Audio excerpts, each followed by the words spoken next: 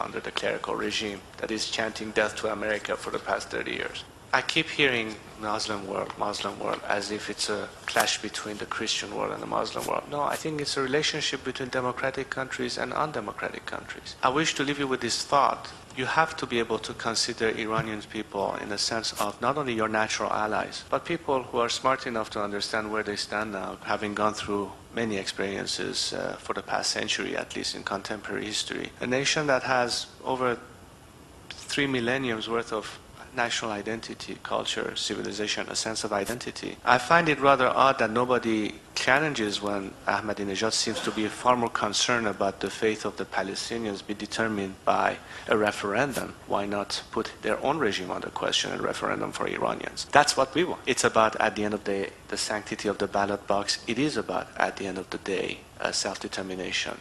What happened about 3 months ago in Iran, ever since the 12th of June, the Green Movement, is today, I think, the best description of where Iranians stand today. They didn't go on the streets writing slogans in French or English to impress somebody in Isfahan or Shiraz. It was meant for the outside world. My fellow compatriots, the youth you're pointing out, are perplexed over the fact that how come no dialogue has ever been engaged with them? Nobody disputes the fact that world governments have to have a channel of dialogue, even with the most unpopular regimes that may be, from North Korea to wherever else. But I think it is time to consider the fact that if we want to resolve things with, at the minimal cost possible and to allow for an evolution to happen, that element has been lacking. I don't think Mr. Obama, or for that matter Mr. Sarkozy or anybody else, should have to apologize to the clerical regime of having the liberty to talk to whoever they want inside Iran whenever they want. And last point, I beg to differ with you when you say that increasing more sanctions will perhaps lead people to stay behind a popular regime. Listen to the latest slogans. I think that's very important, especially in our part of the world. People that chant slogans on the streets, look a little bit more into it. What were the latest slogans in Iran? The ringleaders were trying to have them chant death to Israel and death to America. The response was death to Russia, death to China. The latest slogans on the so-called Quds Day, which was coined by Khomeini as a day to show solidarity for Palestine. People were saying, Na Gaza, na Lebanon, Janam Fadai Iran, which means neither Gaza nor Lebanon.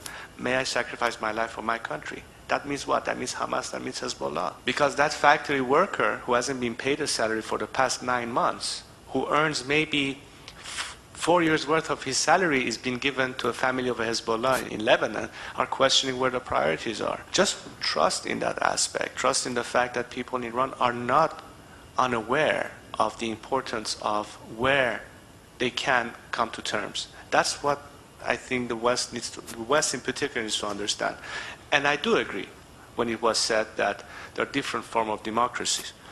But let's not confuse the forms of democracies with the semblance of a pretense to have democracy. A lot of people in the Western media were saying, well, at least in Iran they have elections. Well, didn't they have it in the Soviet Union? Didn't they have it under Saddam Hussein? Does it mean anything? Of course not.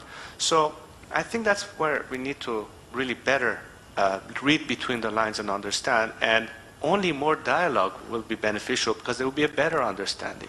Iranians are well past cultural exchange. They know you better than you know it. That's not their problem. Their problem is they don't have the opportunity to express themselves, which is what democracy is all about. That's what we need to focus on. Thank you very much. Thank you.